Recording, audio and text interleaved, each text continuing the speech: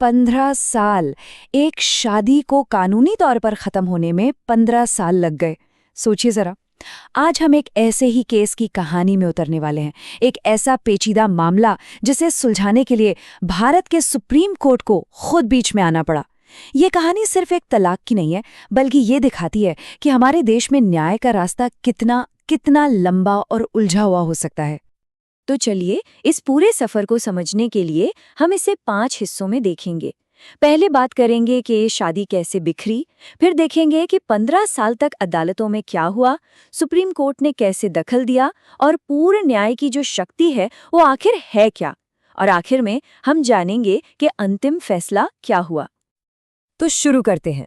देखिए, हर कानूनी केस के पीछे ना एक इंसानी कहानी छुपी होती है, और इस केस की जड़ें भी एक ऐसे ही रिश्ते में है, एक ऐसी शादी में है जो हुई तो थी जिंदगी भर साथ निभाने के वादे के साथ, लेकिन कुछ ही महीनों में बिखर कर रह गई।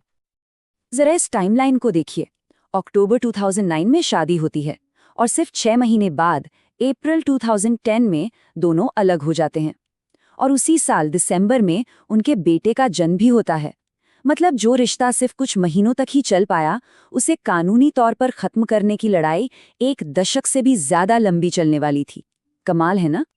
और यहीं से शुरू होती है भारतीय कानूनी सिस्टम की एक लंबी, थका देने वाली भूल भुलैया। एक ऐसी लड़ाई जिसमें कई अदालतें बदलीं, ढेरों अपीलें हुईं और साल बस गुजरते चले गए। यहाँ देखिए कि मामला असल में उलझा कैसे। 2019 में ट्रायल कोर्ट पत्नी को गुजारा भत्ता और मुआवजा देती है। फिर मामला अपीलीय अदालत में जाता है, वो भी ट्रायल कोर्ट के फैसले को सही मानती है। लेकिन फिर कहानी बदलती है।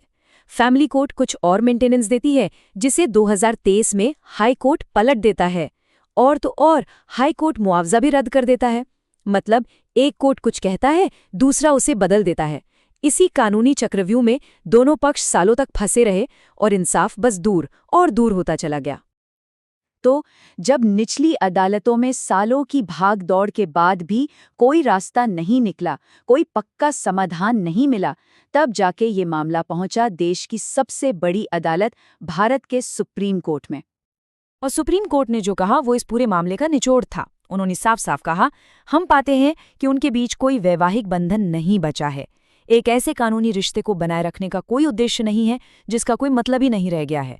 मतलब कोर्ट ने माना कि भाई 15 साल हो गए अलग हुए, रिश्ते में इतनी कड़वाहट आ चुकी है, अब ये शादी सिर्फ कागजों पर जिंदा है, इसे ढोने का कोई मतलब नहीं है। तो सवाल ये था कि इस 15 साल पुराने झगड़े को हमेशा हमेशा के लिए ख़त्म कैसे किया जाए। और यहीं पर सुप्रीम कोर्ट ने अपना वो ब्रह्मास्त्र इस्तेमाल किया, एक ऐसी खास पावर जो सिर्फ उसी के पास है।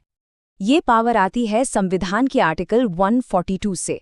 इसे आसान भाषा में सुप्रीम कोर्ट की मास्टर की कह सकते हैं। ये आर्टिकल कोर्ट को एक असाधारण ताकत देता है।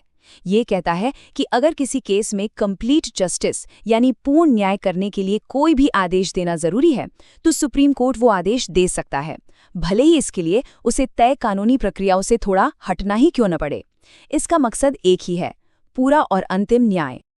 तो बस इसी मास्टर की यानी आर्टिकल 142 का इस्तेमाल करके सुप्रीम कोर्ट ने इस 15 साल से चल रहे मामले पर अपना आखिरी और निर्णायक फैसला सुना दिया। और वो फैसला था 1 करोड़ रुपए।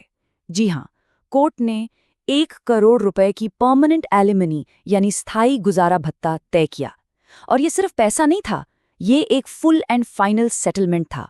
मतलब पति की भविष्य की सारी जिम्मेदारियों का एक ही बार में निपटारा। इसके बाद कोई और दावा नहीं, कोई और केस नहीं।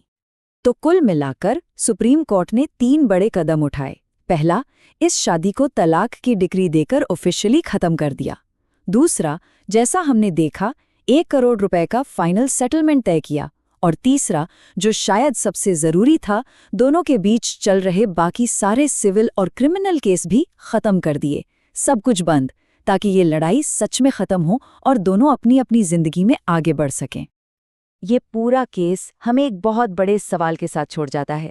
आखिर एक शादी किस मोड़ पर आकर इतनी टूट जाती है कि उसे खत्म करने के लिए देश की सबसे बड़ी अदालत को दखल देना पड़े और अपनी सबसे खास शक्तियों का इस्तेमाल करना पड़े?